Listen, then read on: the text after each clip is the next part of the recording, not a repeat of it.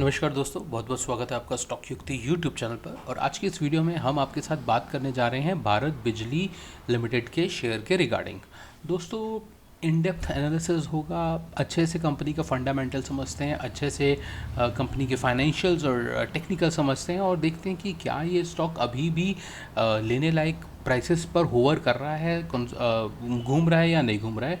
दोस्तों, वीडियो थोड़ी लंबी हो सकती है, आपसे आशा करता हूँ कि आप वीडियो को पूरा सुनेंगे, अंत तक सुनेंगे, ताकि आप वीडियो से मैक्सिमम बेनिफिट उठा सकें। दोस्तों, वीडियो को शुरू करने से पहले मैं एक डिस्क्लेमर और देना चाहता हूँ कि वीडियो पूरी तरह से एजुकेशन पर्पस के रिगार्डिंग है और ऐसा मुमकिन है कि स्टॉक युक्ति की टीम के किसी सदस्य या मेरे किसी परिवार के सदस्य की इसमें होल्डिंग हो, तो आप इस स्टॉक को लेने से पहले कृपया करके एक अच्छे वित्तीय सलाहकार का परामर्श अवश्य लें।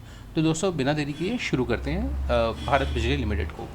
दोस्तों, एक कैपिटल और इलेक्ट्रिक कैपिटल गुड्स की श्रेणी का ये प्रोडक्ट है और ये स्क्रिप्ट है। और क्या काम करते हैं ये लोग ना, ट्रांसफॉर्मर्स बनाते हैं। ट्रांसफॉर्मर्स का यूज़ क्या होता है दोस्तों, भारत बढ़ रहा है, राइट।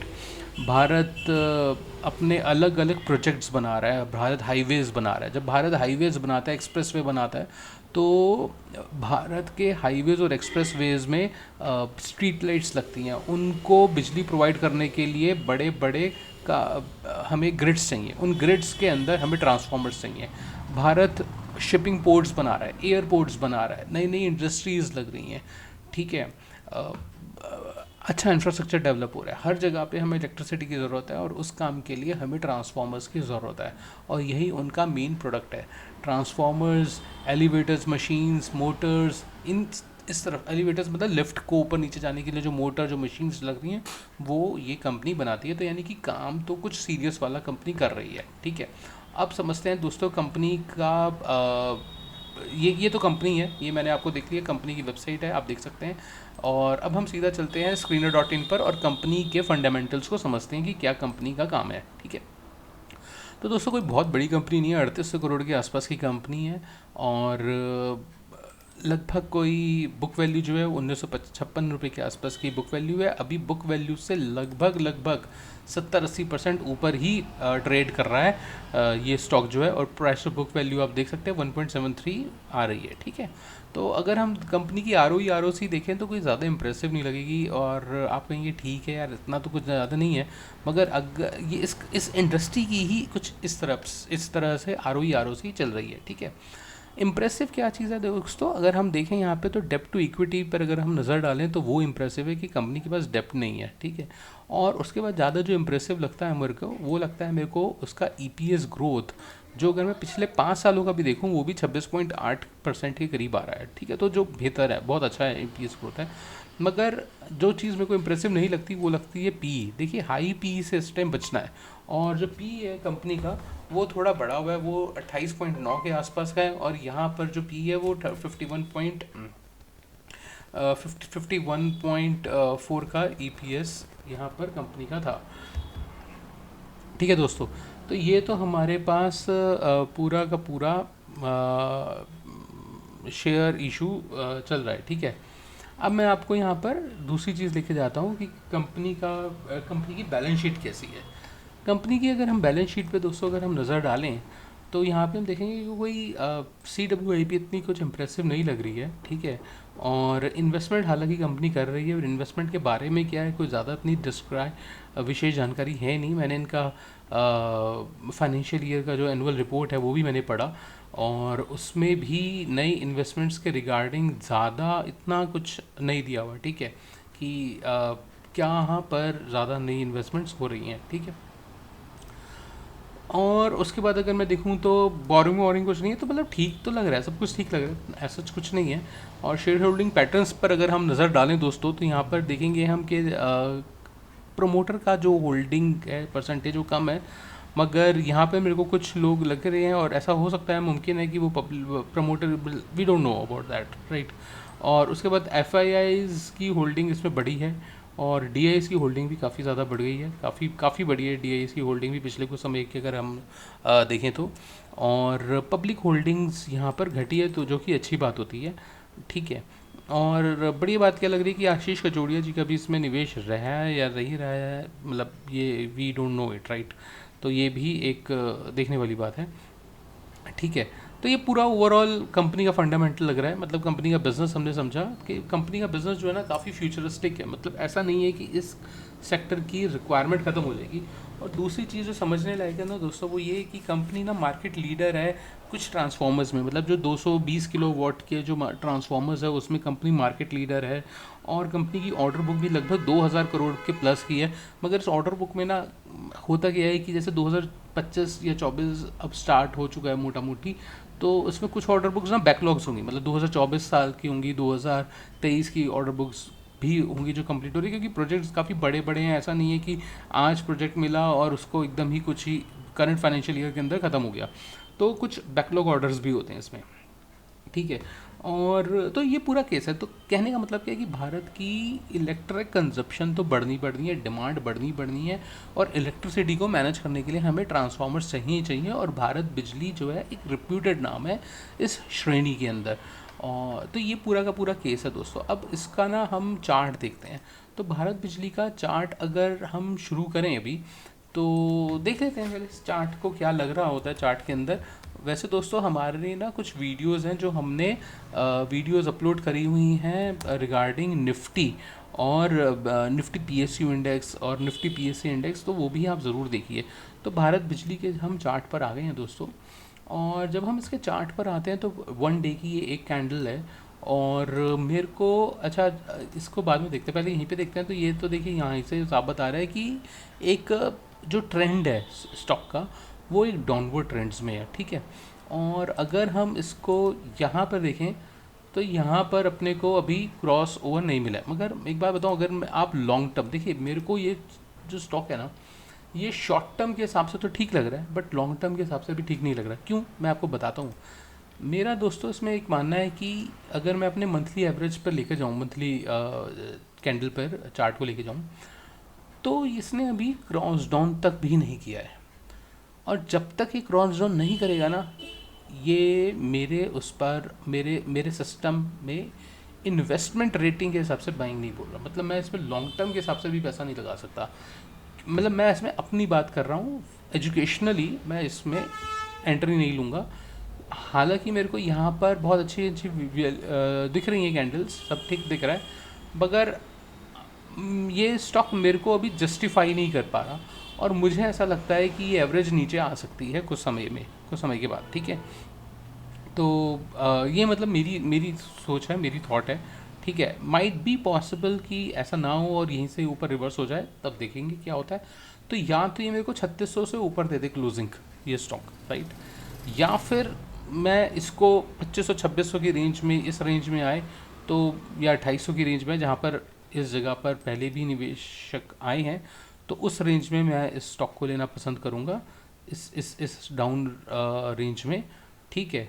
मतलब मेरे हिसाब से अभी ये थोड़ा सा ओवर प्राइस है। इस रेंज में आता है तो हम देखेंगे इस स्टॉक को। अदरवाइज़ तो मेरे लिए, मेरे हिसाब से ये जो स्टॉक है वो भी थोड़ा ओवर प्राइस है। या तो मैं इसको यहाँ से लूँगा, या फिर इसको मैं इससे ऊपर लूँगा, या तो फिर मैं इसको यहाँ से लूँगा, या फिर मैं इसको इस जगह से लूँगा। ये मेरे लिए एक बाइंग कैटेगरी है। अदरवाइज़ अगर ये स्टॉक मेरे को इस जगह पे मिलता है, इस जगह पे जो जहाँ इसकी करंट लोकेशन है स्टॉक की, ये तो मेरे को मतलब एक होवरिंग रेंज लग रही है। मेरे को ऐसा लगता है कि यहाँ पे होवर ही करेगा।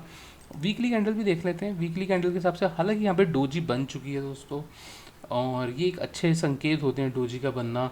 और ऑल तो यहाँ पे होवर भी कर चुका है, मगर ना एक RSI भी देखते हैं। तो RSI, अगर मैं इसको मंथली RSI में देखूँ दोस्तों, RSI भी ना अभी नहीं है, क्योंकि RSI ना पीछे हिस्ट्री में भी इसकी RSI 40 के लेवल से नीचे जा चुकी है। मेरे हिसाब से अभी थोड़ा अभी हायर रेंज पर है। ऐसा पॉसिबल है कि देखिए इसका नेक्स्ट सपोर्ट जो मेरे को ढंग का लगता है वो तो मेरे को यही लगता है सपोर्ट, मेरे को असली सपोर्ट तो उसका यही लगता है, ठीक है, इस जगह पर कि यहाँ पर आए और रुके। अच्छा, थोड़ा 3 महीने की कैंडल में देखें क्या लगता है। 3 महीने की कैंडल में भी देखिए यही आ रहा है ना सपोर्ट, यहीं पर ही आकर इसका सपोर्ट बनेगा, ठीक है। तो देखते हैं अभी क्या समय है, क्या है, मतलब मैं अभी नहीं लूँगा मैं, हालांकि मैं इसमें ना, मैंने अभी जब चार्ट देखा है ये आपके सामने ही, ये कैंडल काफ़ी अच्छी लग रही है और मेरे को ये थोड़ा सा चार्ट ऐसा लग रहा है कि ये मेरे को हम्म, क्या बोलते हैं, स्विंग ट्रेडिंग अपॉर्चुनिटीज़ दे सकता है। और ऐसा लगता है कि यहाँ से यहाँ तक की रेंज जो है ये 10 12 15 16% का ये मेरे को अपॉर्चुनिटी दे सकता है स्विंग ट्रेडिंग की। तो स्विंग ट्रेडिंग के लिए मैं वाकई मैं इस चार्ट को ज़रूर देखूंगा और इस जगह पर आकर अपने टारगेट को फुल अप करके भरूंगा। उसके बाद देखेंगे कि क्या लगता हो सकता है यहाँ से reverse head and shoulder pattern बने, समय बिताए और उसके बाद ऊपर जाए। तो ऑब्वियसली मैं इसको इसको फोकस में रखूँगा, राइट, तब एक अलग डिसीजन होगा। मगर अभी के लिए ना मेरे को थोड़ा सा ज़्यादा लग रहा है, या तो देखिए दो चीज़ें बनती हैं, या तो प्राइस करेक्शन दे या टाइम करेक्शन दे। क्यों? दूसरी चीज़ क्या लगती है ना मेरे को, देखिए ये जो इसका, इसकी जो आर ओ या इसका जो पी है, कहेंगे P28 का है और इंटरेस्ट, ओके पी भी हमारा सही आ रहा है, वेरी गुड। पी ठीक है दोस्तों, पी ठीक है, पी ठीक है। अच्छा, पी के हिसाब से हम देखें तो EPS आ रहा है 117 रुपये का, राइट, 117 रुपये का इसमें EPS आ रहा है। और पी के बेसिस पर 1 ईयर पी 36 का है, तो 117 इंटू 36.2, राइट, ओ 4235 रुपये का आ रहा है स्टॉक की वैल्यू। तो 4235 तो हमारी जस्टिफाइड है 1 ईयर के बेसिस पे। मगर स्टॉक में करेक्शन अगर होती है 3 साल के हिसाब से देखते हैं, 3 साल के हिसाब से अगर हम पी देखें तो 22.9 आ रहा है, ओके 22.9 इंटू 117, तो ये 2600 के आसपास की आ रही है। और मेरी रेंज भी लगभग कोई 2600 के आसपास की ही बन रही है इस जगह पर। हालांकि मैंने 2200 करा है, बट 2600 के आसपास की भी रेंज बन सकती है, करेक्ट। तो ये हम इसको ऊपर ही रख लेते हैं थोड़ा सा, 2600 के आसपास की, 2600 के आसपास की, राइट। तो ये 2600 के आसपास की रेंज मेरे को ऐसा लगता है कि ये आ सकती है। इस रेंज पर आएगा दोस्तों तो मैं इसको एजुकेशनली कंसिडर कर सकता हूँ इस स्टॉक को, ठीक है। फ़िलहाल के लिए एक स्विंग ट्रेडिंग अपॉर्चुनिटी ढूंढेंगे स्टॉक में। स्विंग ट्रेडिंग अपॉर्चुनिटी अगर मैं ढूंढूँ स्टॉक में तो देखते हैं अभी क्या लग रहा है अपने को। ओके, यहाँ से तो दोस्तों नीचे जा सकता है। हाँ हाँ, ओके, मेरा ना माउस थोड़ा अटक गया था। तो यहाँ से दोस्तों अपने को लग रहा है कि यहाँ से थोड़ा सा ऊपर जाएगा, ठीक है।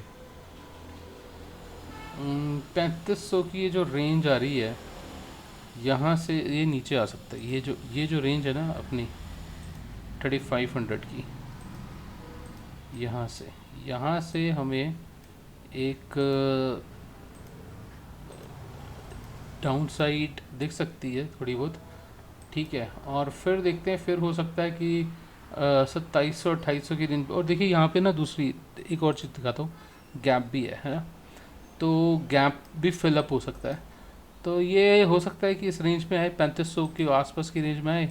कल देखते हैं इसमें कुछ ट्रेड करेंगे और 3-4% का है, और उसके बाद ये इस गैप को फिलअप करेगा, ठीक है।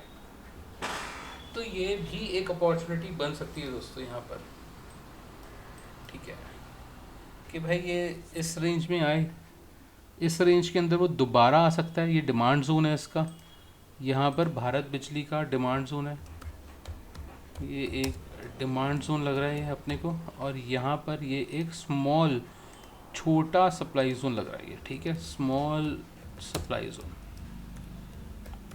ये हमारा एक सप्लाई जोन लग रहा है इधर। और ये हम जो लिख रहे हैं ना दोस्तों, ये हम कर रहे हैं 4 फेब को हम लोग ये स्टॉक बना रहे हैं, ठीक है, माफ़ कीजिएगा, ये 4 फरवरी 2025 को हम लोग ने ये चार्ट डेवलप किया है। और उसके बाद देखते हैं कि क्या लगता है। ये हमारा ऑल्दो एक ट्रिगर पॉइंट है, आइदर बाय अबव दिस, ठीक है। सो यहाँ से हमें दूसरी चीज़ क्या लगती है कि बाय अबव दिस रेंज, ठीक है, थोड़ा सस्टेनेबिलिटी आ जाए ना इस जगह पर, और आफ्टर लाइक टाइम करेक्शन थोड़ा सा हो जाए, थोड़ी सी लगे कि हाँ भाई इसमें इन्वेस्टमेंट्स आई हैं, उसके बाद इसमें थोड़ा सा देख सकते हैं। अदरवाइज़ जो नीचे का जो एरिया है ये वाला, ये तो हम समझ ही रहे हैं कि ये तो एक स्ट्रॉन्ग बाइंग रेंज है, स्ट्रॉन्ग बाय जोन है। यहाँ से तो डिमांड हर 100% आएगी आप हमारी, तो उसमें तो कोई दो ही नहीं है, ठीक है ना। तो ये तो हमारी एक स्ट्रॉन्ग बाय जोन डेवलप भी हो चुकी है। 2500 2600, इसको थोड़ा सा और ऊपर करेंगे इस रेंज में, ठीक है। तो इस वीडियो में इतना ही रखते हैं दोस्तों, ये हमारा वीडियो है रिगार्डिंग। और देखिए ना, दूसरी चीज़ है कि जो RSI है वो भी अभी 60 से ऊपर नहीं है, तो अभी बाइंग तो नहीं बनती मेरे ख्याल से, वेट एंड वॉच होना चाहिए। अगर कोई हाईली रिस्क टेकर इन्वेस्टर है जिसके पास फंड्स हैं और जो फंड्स को लगाना चाहता है और उसका रिस्क एपेटाइट अच्छा है, मतलब उनको फ़र्क नहीं पड़ेगा कि वो थोड़ा नीचे आ जाए, तो वो स्टडी कर सकते हैं स्टॉक को, ठीक है। बाकी तो मतलब मैंने आपको अपना व्यू दे दिया कि मैं इस स्टॉक में लंबी अवधि के लिए तो निवेश इस रेंज में ही करूँगा अगर मेरी रेंज में आएगा तो। अदरवाइज़ तो मैं इसमें अभी निवेश के लिए इच्छुक नहीं हूँ। दोस्तों इस वीडियो में इतना ही रखते हैं। अगर आपने वीडियो को अंत तक देख लिया है तो मैं आशा करता हूँ कि आप हमारे यूट्यूब चैनल को सब्सक्राइब जरूर करेंगे दोस्तों। और वीडियो को अंत तक देखने के लिए बहुत बहुत धन्यवाद। वीडियो को लाइक ज़रूर कर दीजिएगा अगर अंत तक देख चुके हैं। धन्यवाद दोस्तों।